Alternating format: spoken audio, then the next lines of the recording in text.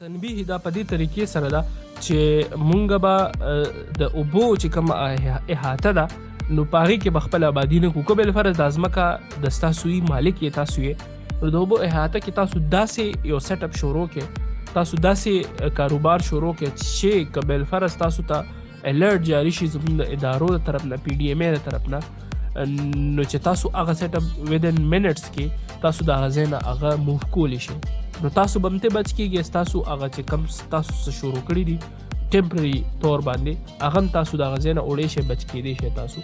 نو که داسې خو دا ډېره ښه ده. که داسې نه دوباره غټ بلډینګونه جوړېدل شروع شي، نو دا سیلابونه به راځي نن 10-11 کاله پس راغلی، سبا خدای مکه الله دې نه کړي چې کله دا سیلاب دوباره راشي. خو که بالفرض راځي دغه زمونږ د دغه استعمال د دا څنګه ماله فوسل فیول استعمال وي، کلایمټ چینج په نورم په تیزۍ سره په موسمونو کې تبدیلي راځي، نو دا بیا 3 کاله پس او هر 2 کاله پس او داسې وخت پر چې هر کال به دا سیلابونه بیا راځي، نو بیا ته مونږ بیا ځان نشو بچ کولی. نن که څه ضلعې بچ دي بیا ته دا ضلعې هم نشي بچ پاتې کېدی. نو لحاظه دا یو تنبیه ده. تنبیه په دې طریقې سره ده چې مونږ به یو ځای نه ماته نقصان وشو، هغه ځای نه به زه بیا د لرې تلو کوشش کوم. او د دې علاوه چې کوم د کلایمټ چینج دغه اثرات دي، د دې د کمولو به چې نن خپل پوره کوشش کوو چې دا مونږ کم کړو.